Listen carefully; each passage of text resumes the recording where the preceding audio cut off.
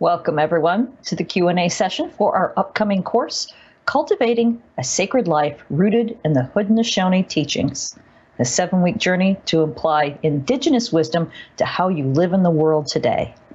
I'm Lisa Bonise, and it's my honor to be hosting this Q&A conversation for the Shift Network, where we'll explore the teachings of Kahontakwas, Diane Longboat, and address questions about her upcoming 7-week course, Cultivating a Sacred Life Rooted in Haudenosaunee Teachings, which begins Monday, November 9th. And a little later, I'll explain how you can participate in the course, even if you can't attend the live sessions. But first, I want to introduce our guest. Kahontakwas Diane Longboat is from the Mohawk Nation and Turtle Clan, and a traditional teacher from Six Nations Grand River Territory, Canada. A ceremonial leader, educator, healer, and teacher of Indigenous spiritual ways, Diane is recognized as an evolutionary leader. Her voice speaks to the heart of spiritual renewal and peace through the ways of living spirit and spiritual activism. And in just a few minutes, we're going to open up for your questions. But first, I want to welcome Diane, who's going to begin our time together by leading us in an opening invocation and telling us a bit about her work. Welcome, Diane. It is so nice to spend time with you this afternoon. Thank you so much, Lisa. It's lovely to be here with you and with all of you who are joining us tonight. This is my favorite time when we get an opportunity to sit together and to share some of your questions that you've been thinking about after listening to some of the teachings. The teaching that we have is that before something important is going to happen, we always make an invocation. We make words of thanksgiving. And so I want to offer those words, and I always introduce myself first. Tego, Yanagoa, Kahontakwas, Yunyats, Tewa Gwegom, Ganalunkwa, Agwegom. I'm so grateful to Songwe Diso, our creator, for giving us this opportunity to be together. And I have some sacred medicine of sage that I'd like to share with you. And even though we're far apart in the many miles that separate us, we understand that the sacredness of this medicine will join our hearts and minds together. And so along with this medicine come medicine words called the Haudenosaunee. And those words are given in our longhouse before all ceremonies begin. They are words of thanksgiving that join us with the spirit world and the natural world, and they help us to remember our sacred duties and responsibilities to each other and to all of the natural world beings. And so on behalf of all of us, I'll offer the opening invocation. Nyawa, Songwe Diesel, Ganalunkwa Skana, Kahontakwas Yunyats. So grateful to you, Songwe Diesel, for this beautiful day, for the opportunity to be together across great distances, using this technology that enables us to share our hearts and our minds. We give thanks for all the people of the earth, the great faith traditions, cultures, ways of living upon the earth.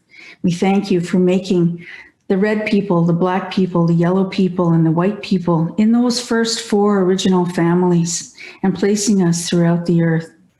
We give thanks for the mineral life that is underneath our feet, for the dusts that you have swirled together from the most beautiful places in the universe to create that mineral life that we now call our Mother the Earth. And we acknowledge the fire that is burning deep within her core.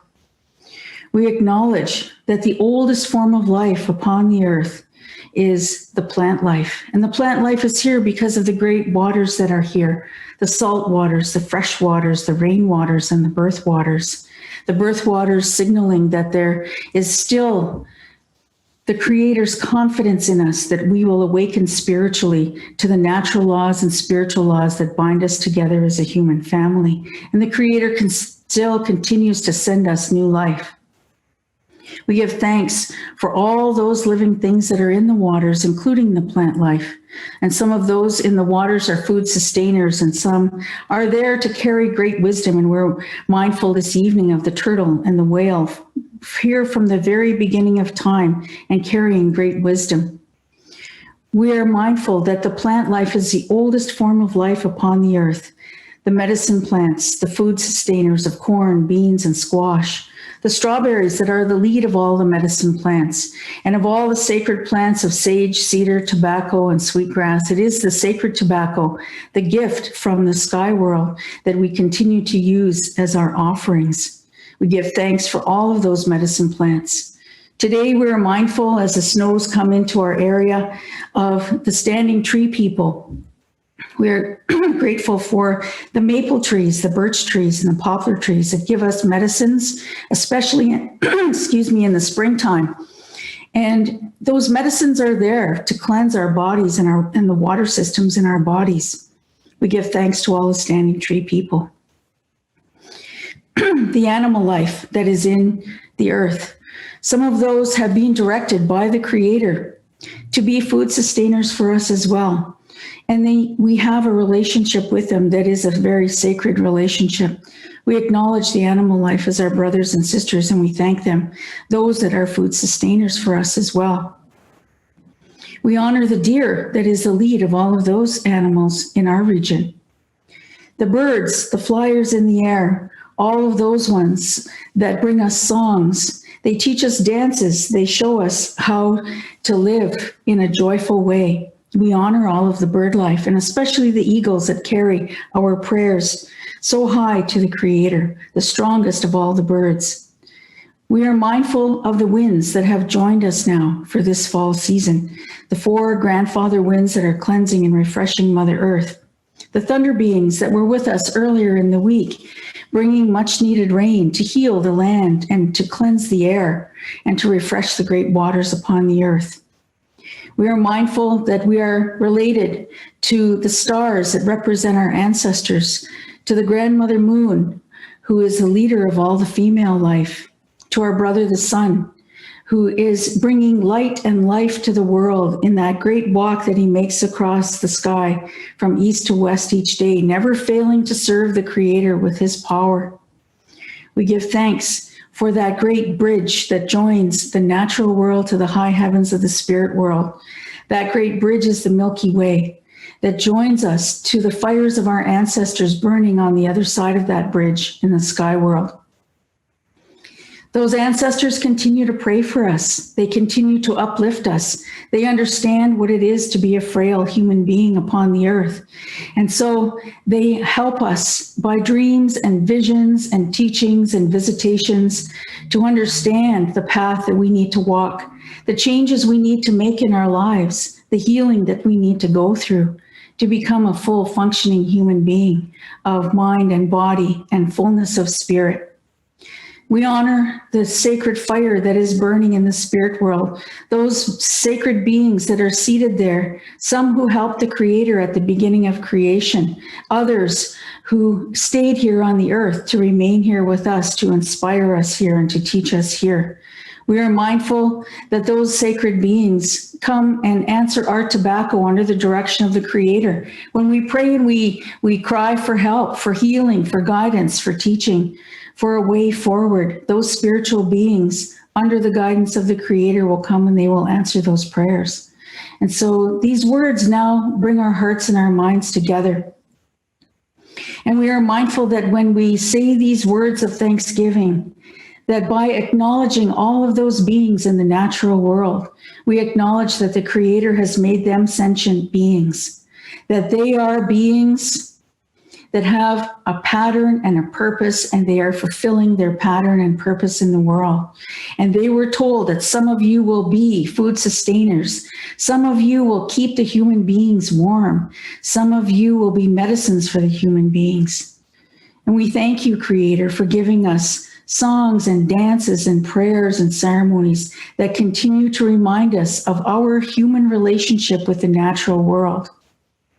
And when we cry to the natural world for help, we know that they respond to us, that we must follow protocols for their response.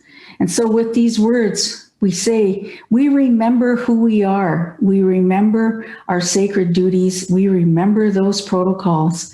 And we give thanks this day, Sangwe Disong, our Creator, the one who made all things, that we still have the ceremonies, the teachings, the sacred wisdom. We still have our knowledge we still have our chiefs, our clan mothers, and our faith keepers. And we are so grateful for what you have given to us as the great law of peace, the 4 sacred ceremonies, the prophecies, and a full way of life.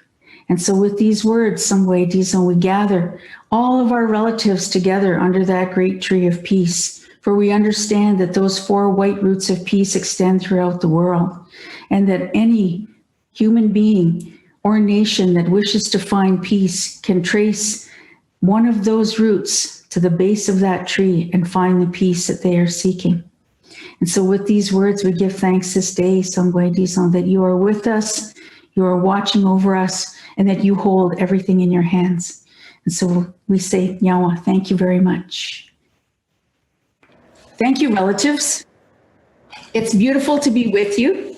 And when Lisa and I were talking about the meaning of this course earlier, you know, I think this course comes at precisely the right time when we as human family have so much to learn and so much to change.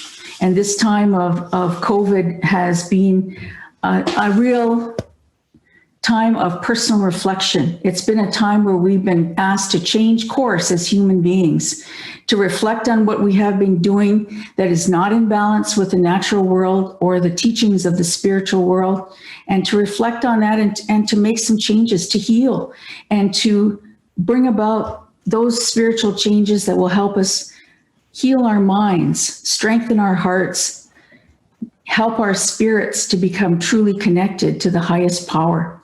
So this course is important to me personally.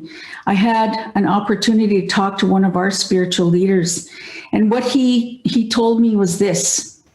He said, tell your relations that the generation that allows the destruction of Mother Earth to happen will suffer beyond all comprehension. This is where we're at as human family.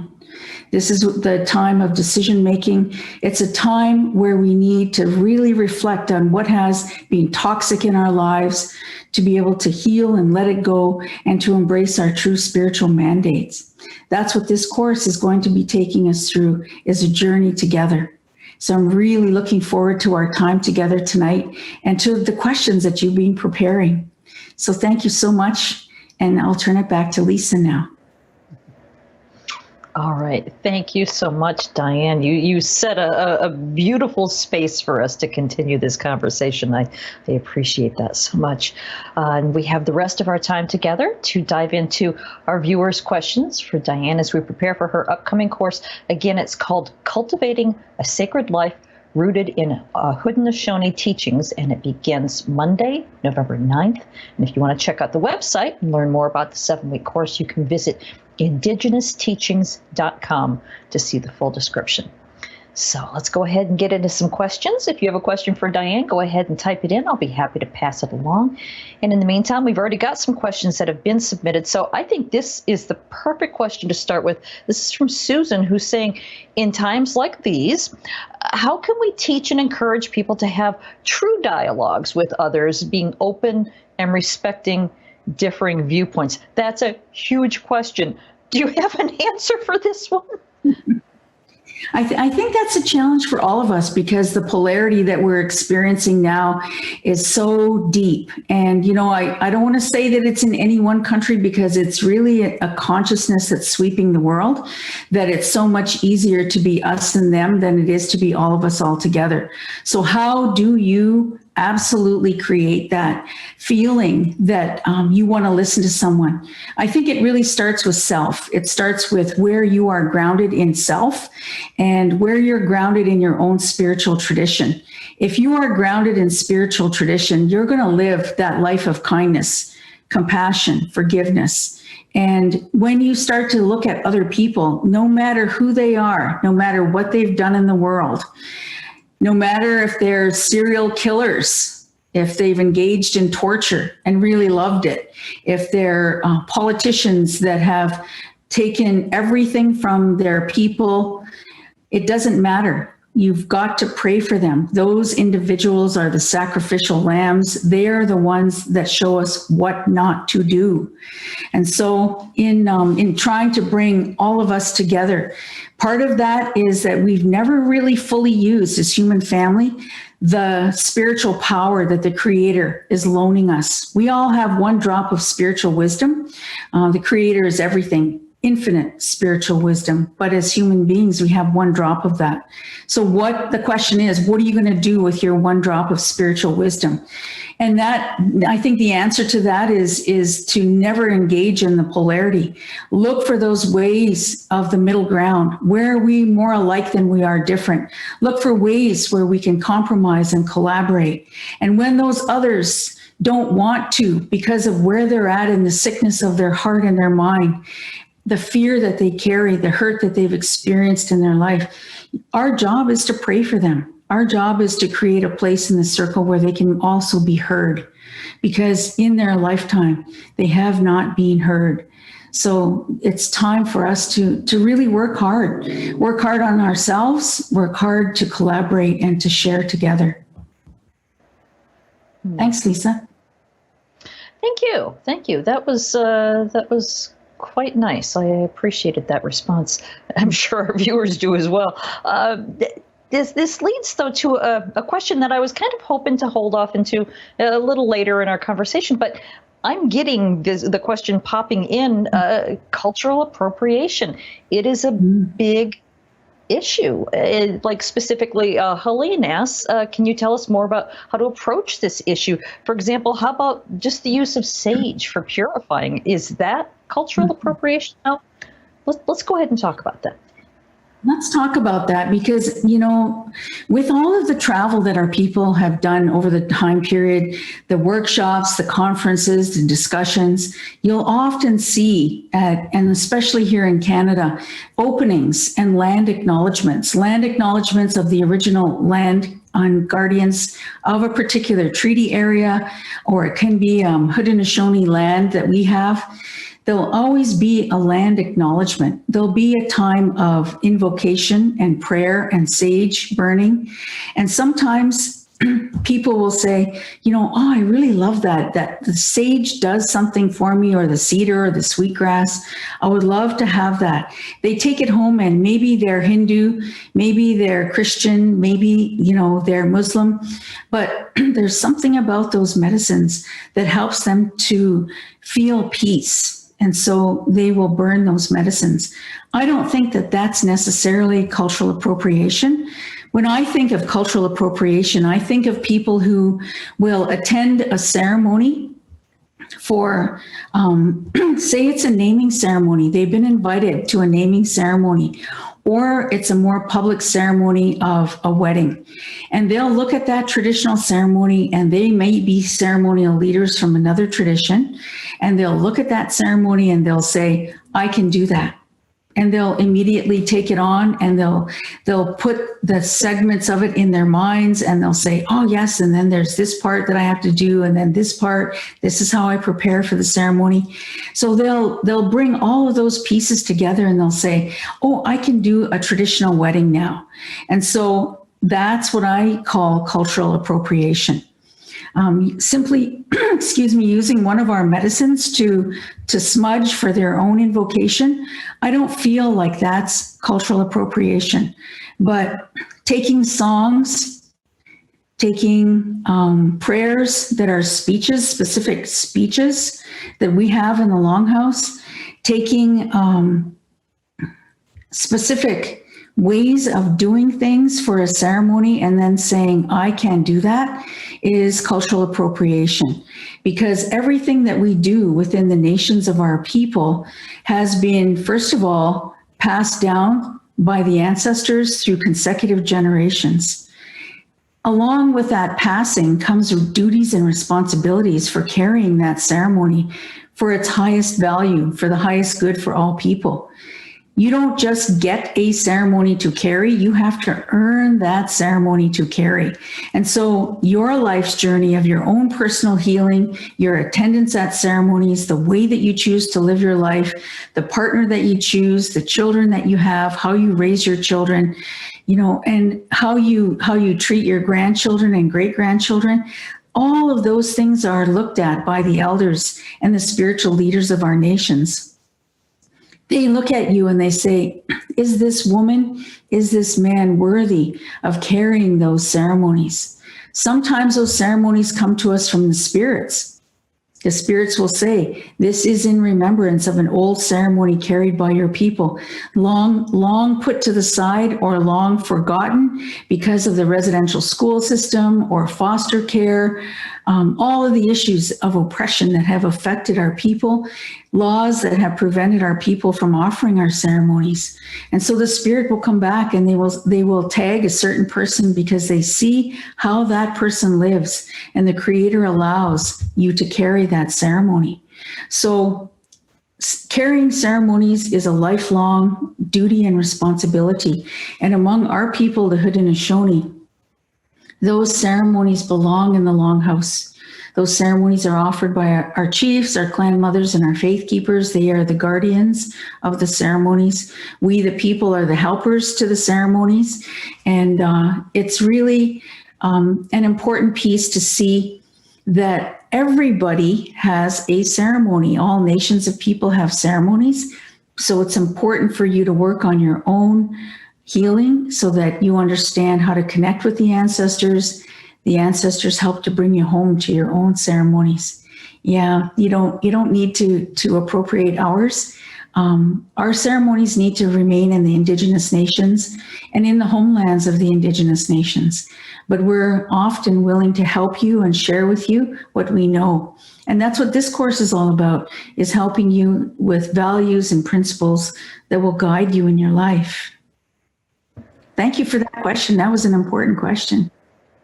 It is, and that was a really full answer. Thank you for that. It leads, though, into this next question. You sort of partially answered it, but this is Pam who says, I feel a deep connection to the Native American community and have since childhood. I believe the link is a deep respect for nature. My question is, as a white woman, will I learn from you the areas I'm invited to spiritually and those that are for Native Americans only? I wish to only show respect, but to learn ways of connecting that will benefit all people. Mm-hmm. That's a beautiful question too. And, I want to go back to the vision for my lodge. So in January of '94, I received a vision from the Buffalo that said, the life that you think you've made for yourself is over in this place, which was downtown Toronto. And I was building a service department at the University of Toronto. You will return home to your people. And in that place where you were born, you will light a fire of peace. And to that fire, the nations of your people will come for spiritual renewal, for healing, for sharing, for guidance.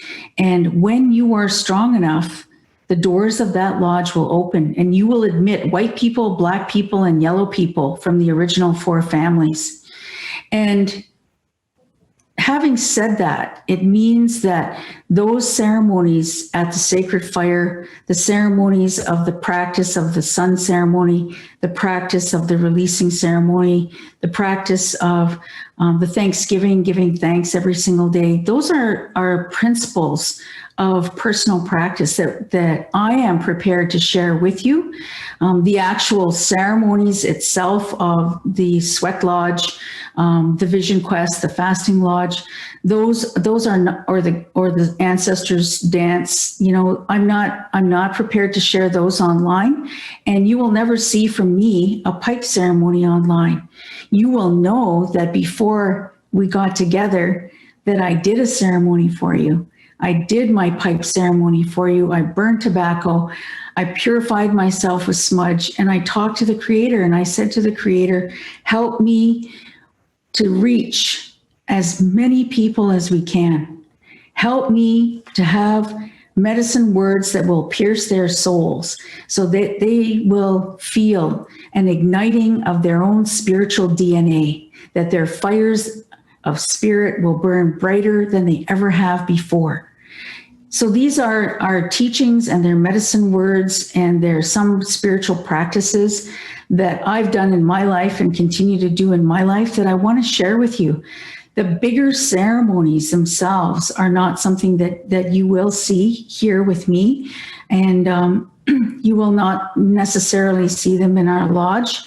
So, I want you to know that there's certain things that we share with non-Indigenous people, and there's certain things that remain just for our people. And you must understand that during the time of colonization, so much oppression and genocide occurred for our people that it has taken some time to rebuild our nations with our ceremonies. So there are things that we can share and things that we will not share outside of our lodges and our longhouses. So I thank you for that question, because it shows to me that you're a very respectful person. And thank you for that. All right. Thank you. You mentioned colonization, and we've got a question here from, I believe it's pronounced Amir. The question is, how have the processes of colonization desacralized women, the earth, and our lived connection in the flow of life? I think that's where we find ourselves today. Is we find ourselves in a time and a place where ego has taken over, and we have that sense of rugged individualism. Capitalism has fueled that. And what we find now as a result of colonization is a disconnection from the natural laws of the earth. And that's what one of our spiritual leaders in my nation was trying to talk about when we had a conversation the other night. And he was saying, these populations of the earth have grown from 2.5 billion people when I was a young man. Now that I find myself in my 90s, we have almost 8 billion people in the world in my lifetime. He said, what has happened is that when we lived by the light of the sun, he said we were more in tune and in balance with the earth. But now that we have this thing we call power, and power, electricity comes from many different sources, we have a population of the earth that has tripled. And as a result of that, we've moved off the land and into cities. And what has happened because of that move, because of the way we choose to live today, is that we have now in front of us a challenge. We no longer live by the natural laws of the earth. We've forgotten our relationships with the waters, the winds. We've forgotten our relationship with the plant life and with the animals. We've gone into genetic mutations of plant life and into the desecration of our relationship with animals. So we have contravened as human beings those natural laws that the Creator put in place at the beginning of time. So when we talk about Haudenosaunee tradition, there's a beautiful cycle of ceremonies that we have that continues to this day to remind us of those sacred relationships with the maple trees, the calling of the sap from the trees, the celebration of the maple trees themselves, the coming of the thunder beings in the springtime that shake the earth and awaken everything to a new season and a new cycle, the coming of the strawberries and giving thanks for that first medicine, honoring our food sustenance, the three sisters, the corn, the beans, and the squash. These are important ceremonies that say to the natural world, we still remember who we are from our original teachings, and we continue to call on you. And when we call on you, then you answer us and you say to us, the human beings still remember how to address us, and we still remember how to feed them. So I remember when I received my name in the Longhouse, and it was one of the most beautiful days of my life. And when one of the faith keepers stood to sing my name and the name of my daughter, he sang that name, Kahontakwas, to all of creation, to introduce me to all those beings in the natural world that were in my invocation, so that someday, somehow, when I would need their help, they would know who I am. So, knowing those things, and despite colonization, we have survived. And for all the people who are living alongside of us here on Turtle Island, I really implore you to support the Indigenous nations that are close to you, because when we do our ceremonies, we do them for you. You're upheld and you're prayed for in all of our ceremonies, as are all parts of Mother Earth. And so knowing that you're being prayed for is everything in life. And so, please reach out to Indigenous nations and support Indigenous nations in whatever way that you can. There's many foundations, many organizations that you can support according to your own interests. But we need to be able to continue our way of life so that every ceremony that we put through keeps balance in the world. Thank you for that. That was a beautiful response. For those of you who are just joining us, we're here with Kahontakwas Diane Longboat, learning about her upcoming course, Cultivating a Sacred Life Rooted in the Haudenosaunee Teachings, which begins Monday, November 9th, and you can log on to indigenousteachings.com for all the details and to register. Let's go ahead and get back into questions here. Here's one from Donna, who says, so many people during this time of pandemic are in perpetual grief from loss of loved ones, jobs, foods, security, etc. What can you share with us about grieving a good mind to help in these times? That's also a really beautiful question. All of us, and I'll use my own people as an example, gone through tremendous trauma, grief, and loss. And so this is a time where we have to reach out to one another and help each other. So people who are engaged in caring for loved ones who are older, loved ones who are passing now or passing on. There's a person in my family now who's getting ready to pass and may be passing during this time that we are together. Those times of grief and loss are profound, and especially during the pandemic. Grief and loss of loved ones, but also grief and loss of apartments as people become evicted. Jobs are lost. The sickness is taking mothers who are providing for their children away from jobs that are probably the lowest paying jobs and yet so necessary for putting food on the table. Food banks are stretched to the limit. So what can we do collectively? One of the great values that our people have is unconditional giving. And looking around and seeing who needs help. That's what community is. Community is pulling together in these hard times and having a network of friends. If you don't have community, have a network of friends who can help you financially, who can help you with your grieving and loss, who can help you with the trauma that you're going through, a network of friends and colleagues and associates who can support you during this time.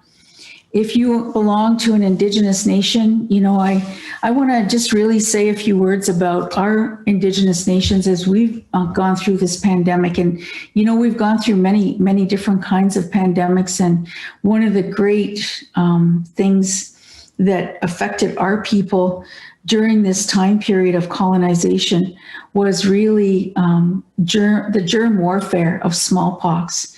And so that great smallpox epidemic that went through caused the same kinds of grieving and loss, the same kind of loss of our artists, our spiritual leaders, our ceremonial leaders of specific kinds of ceremonies, because we have many different societies.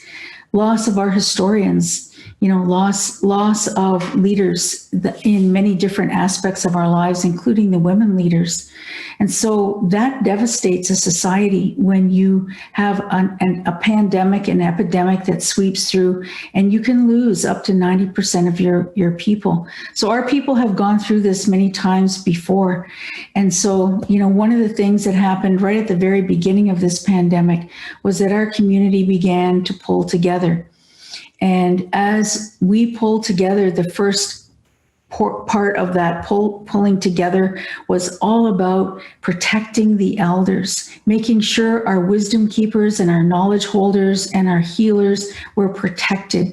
And so the borders of our community closed to outsiders until, it became a little bit more safe, and we're listening to public health guidelines as well. So, these pandemic times are almost a reenactment. They're almost a historical reenactment. And what I would say to you is this, that we are being watched by the Creator for how we behave during this time period. Are we reaching out to help each other? Are we giving unconditionally? Are we looking towards that mother who's alone with her children? Are we looking towards elders who need help, who are alone and maybe have no one to shop for them, no one to pick up their medications? Are we really, truly the human beings we say that we are? And are we acting out our values and principles at this time? So I think that, we need to, again, self-reflect on what does it mean to be a helper? What does it mean to give unconditionally and reach out? And when you do that, something really powerful happens. People feel loved. And if there's anything in this time of a pandemic that people need, it is to feel that powerful healing element of love, to bring people together, to know that people are cared for, prayed for, and loved. And so when you do reach out, it's a powerful act of creating more love in the world. And that's what helps you through grief, trauma, loss, and also the fear of it, the humiliation of it. And so, it's our time now to really share what we have. And a lot of people don't understand what sharing is. They think that, sharing is giving money. It's not just about money. It's sharing what you have in your home. It's sharing your time. It's sharing your love with people and supporting people and helping people to know that they're not alone. So, and most of all, praying for people. That prayer is the most powerful element that we have. It's an energy that creates a tsunami of love in the world. Thank you for that. That's a beautiful question. Thanks. Yeah, and again, I keep saying this, that's a beautiful response, but I mean that sincerely. These are beautiful answers that you're offering. Thank you so much. Let's change subjects entirely here. This is a question from Kathy, who says, what do your prophecies say about the current climate crisis? So that's also an important question. And we get into that more so in the course, but the prophecies in a very general way talk about the changes in Mother Earth, because changes are needed in human nature in order for us to move through this period of intense climate crisis.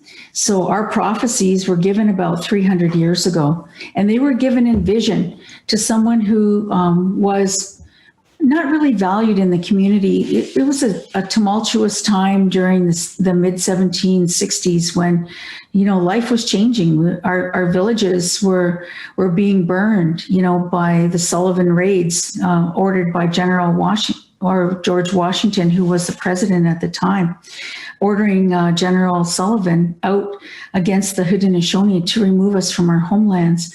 There was a lot of disruption in our culture, and the old way of life was leaving us.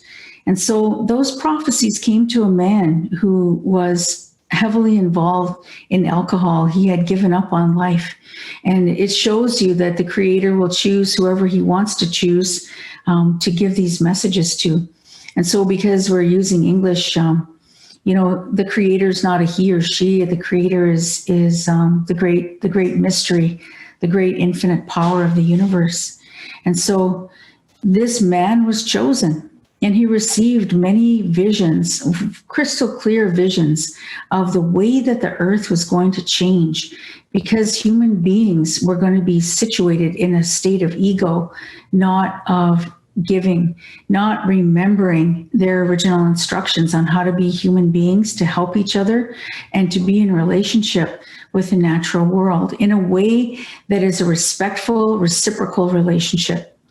And so those prophecies talk about the waters, that are going to burn, the trees dying from the top down, fish that will float to the top in the waters because the waters have been poisoned. The times when you're going to see bad medicine done in broad daylight. And if I could say anything about the world we live in now, isn't it so that, lies and deception and corruption are daily brought to us, whether it's in the news, whether it's in written form, whether it's in podcasts, and you start to see things that you never believed would happen, and yet here they are in broad daylight, shown to you in broad daylight. And so, the change in human nature where women are no longer valued. And I wore this little red dress on my yoke to symbolize the missing and murdered Indigenous women and girls, and the LGBTQS plus community who also, very much tormented and abused and lost in the process.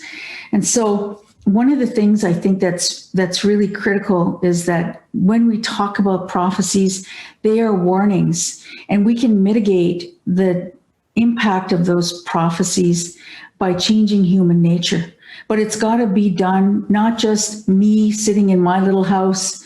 It's got to be done by my family, my clan, my community, my nation. We have to start to pull together. We have to alert the people that this is the time when the change in Mother Earth is fully on here, and we need to be able to do our part to shift it. If we're going to sit back and wait for governments to do it, we will be sadly disappointed. This is a citizens' movement. This is a people's movement to live in a different way, to build a new economy, to build a new health system, to build a new education system, and to look at what we have done wrong in the past. What can we do better in the future? How do these systems need to change to better serve all people, not just our people, but all people? So this pandemic has been a course correction for humanity. And by no means is this over yet. It is not over by a long shot. And so as we go through this course, Cultivating a Sacred Life Rooted in Haudenosaunee Teachings, you're going to be learning some values and principles that I hope you'll incorporate into your own life, so that when the change comes and you're offered an opportunity to shift your life in a different direction, you will remember those values and principles that were here and given to all people at the beginning of time. And we call them our original instructions. And as much as they are our original instructions, they also impact you, because as newcomers, then settlers, then people who are living here in the Americas, you all come from a specific homeland, not from this place. Only the Ongwehongwe nations, the indigenous nations, come from this place of North America, Central America, and South America. If you are living here in the Americas, you have a duty and responsibility. So going back to those original teachings from the time of creation, it was told to us that as indigenous peoples, we are the people of spirit and vision. We are the people of the land. We are the guardians and the caretakers of the land.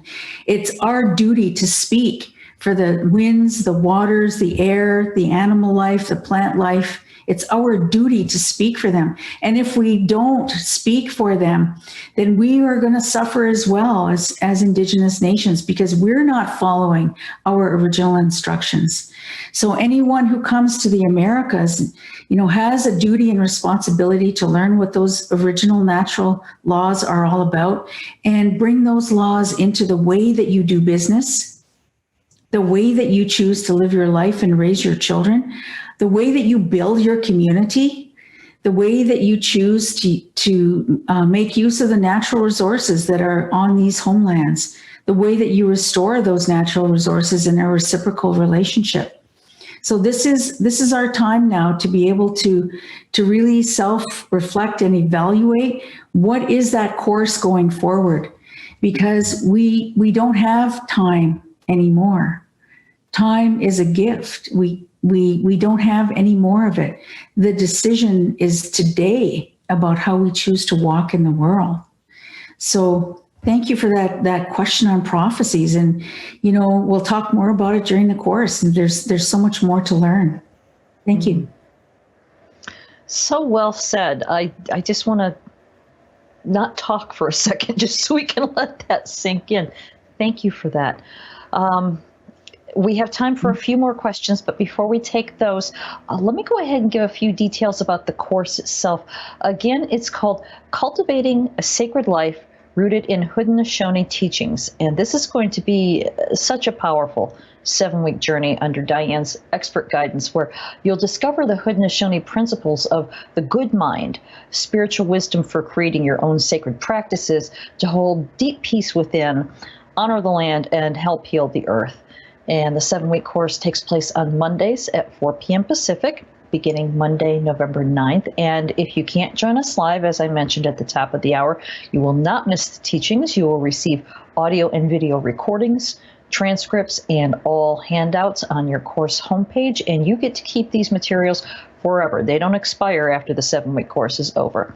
Also, I'd like to remind everyone that we offer a no-risk money-back guarantee on all of our courses, giving you until November 3rd, in this case, to make sure that you absolutely love it. We want you to be very happy with our courses. And as an added option, all participants are welcome to connect in a private Facebook community group so you can connect with one another. Also, everyone who registers receives the Cultivating a Sacred Life Rooted in Haudenosaunee Teachings bonus collection. First, you'll receive a video teaching with a PDF companion from Diane entitled Water as Living Spirit. Then you'll get a video teaching with PDF companion from Diane called Rites of Passage, Becoming a Human Being. You'll also receive a video dialogue with Diane and Kimberly Moscaro entitled Living the Vision of the Buffalo, Restoring the Great Council of Humanity. And when you register by midnight Pacific on Wednesday, November 4th, you'll receive this extra gift, a video teaching from Diane called Sacredness of Woman. So Diane, before we get back into questions, let's talk a little bit about what are you most looking forward to sharing in your upcoming course? I think sharing some teachings of the earth and our original connection to the earth, and what does that really mean in today's world?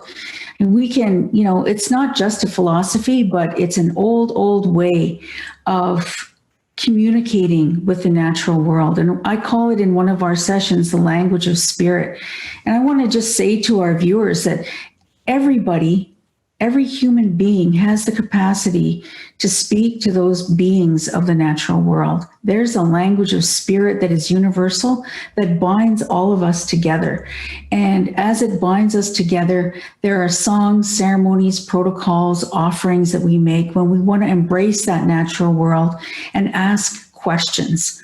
So those ceremonies are really important because, we could go through a course of this nature and we could say, yes, I understand some of the philosophy of the Haudenosaunee. I understand some of the prayers, the principles, the values that are embedded in their way of life.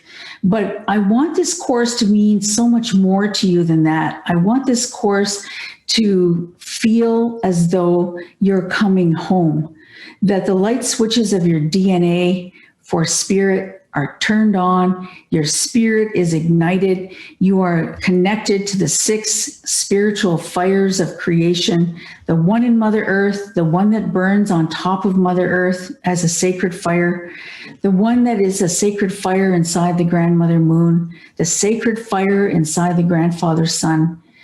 Across that bridge that we walked through in the Thanksgiving address, We walked over the Milky Way to the sacred fire of the ancestors, and then to the Creator's Council fire. Those are 6 really powerful fires that ignite this natural world and the spirit world.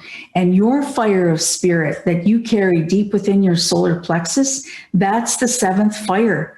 We need to ignite that 7th fire for a change in human nature. Only when we change in human nature does Mother Earth begin to heal, because we have been the ones that have destroyed the earth. Let's just admit it. The way that we choose to live has destroyed Mother Earth. So as a collective for human beings, we need to begin to say, this is the time when this is the moment in time when I decided that I am no longer going to be a participant in the destruction of the earth. And I actively make a commitment to the Creator and to Mother Earth to live in a different way. What is it that you're going to start with? How are you going to walk in the world? How are you changing as a result of your spirituality and the result of what you learned in this course? So I believe our Indigenous spiritual wisdom, and if I could just say this really quickly to you, that I believe our Indigenous spiritual wisdom is pure wisdom. Because from the original time when the Creator made us, we understand how He made the waters of the earth, how He made the plant life of the earth, how He put us all in relationship with one another, the living beings in the air, the living beings in the water, all of that great circle of creation that includes the animals. And He gave instructions to each of them. They were all here before we came as human family. And when He instructed the food plants, He said, some of you are going to meet the human beings. You're going to be helping them nourish themselves and their families so that they can grow and they can populate the earth. Some of you who are medicines are going to be helping the human beings with different kinds of ailments that they have as they move through their growth period. Some of you are going to be great waters upon the earth. Those great waters are going to help the human beings, the fresh waters, to nourish them, salt waters to take the tears of their grief, the rain waters to celebrate life, and the birth waters for the coming of new life. So we have all around us, all of those life beings were given original instructions, and they said someday the human beings are going to be coming to you and asking for help. That language of spirit enables us with a pure heart and a pure mind to connect with those beings of the natural world. And our job as human beings is to learn that language of spirit so that we can honor them. When we come to them and we say we need food, we need medicine, we need water, what is it? Do we just take it?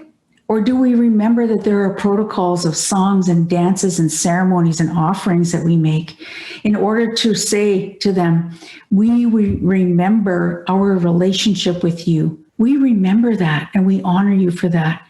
And in a reciprocal relationship, we give you these offerings, these songs and these dances to honor you. And when we do that, something powerful happens. There's an exchange of energy that when we sing and we dance and we celebrate the natural world, it emboldens the natural world. It energizes them. And even our small Thanksgiving address, the Haudenosaunee that we gave at the beginning of this time together, naming off all those beings in the natural world was so powerful because it shows us that they hear us, they come and they stand with us during this time period, and they're happy. They're emboldened and they're happy and they're energized because we as human beings remember our relationship with them.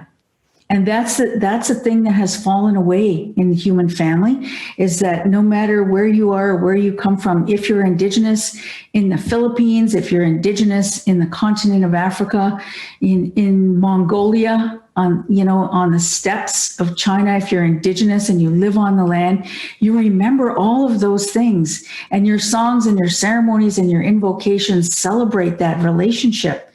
But what is it about the Americas that we've forgotten that? What is it? And so, these courses on the Shift Network are nothing small.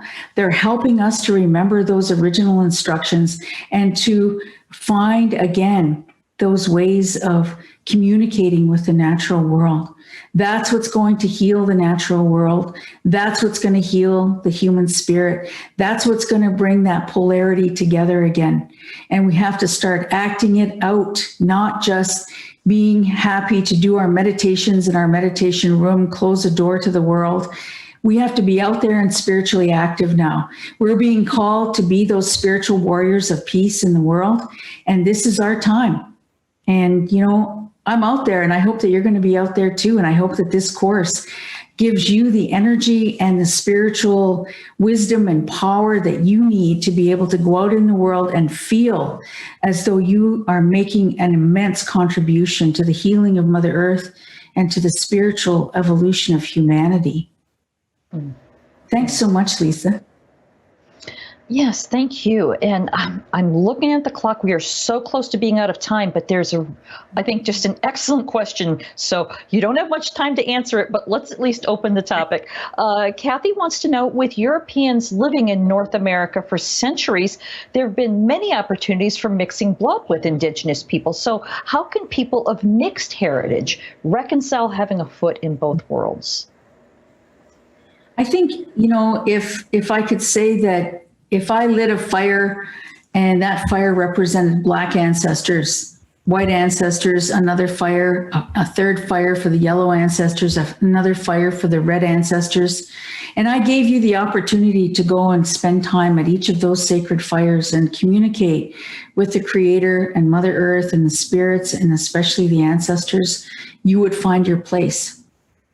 It's not about mixed blood. It's about finding your place and which of those ancestral lineages are going to pull you in a particular direction. And, some people would say, in our country, they would say, I'm Métis. And they would say, in the old days, they called them half-breeds. And I always think, it's not about half of this or a quarter of that.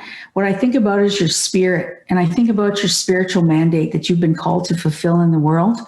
And if I were to light each of those 4 fires, you would find that one of those fires would pull you and you would say, this is my home. And despite the mixing of bloodlines over the time period, you would find that one would be dominant, and that's the one that you would want to follow.